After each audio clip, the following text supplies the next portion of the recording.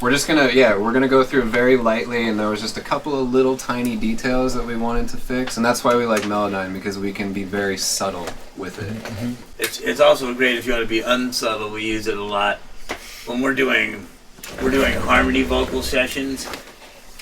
We can quickly construct, especially for singers who aren't actually really good harmony singers, we can construct 3 or 4 different versions really quickly. Show them, hey, you can go to this note, or this. We can construct 3 or 4 different parts. Mm-hmm. And sometimes we make big parts and actually use them. We'll make like little Queen vocal stacks just out of with Melodyne. It actually sounds really good, but it's a really quick way to try a bunch of background vocal ideas that are exactly, I mean, you can do the exact part you want without searching for notes, and then we can just have the singers here sing this part. Listen to it once in your ear, sing it.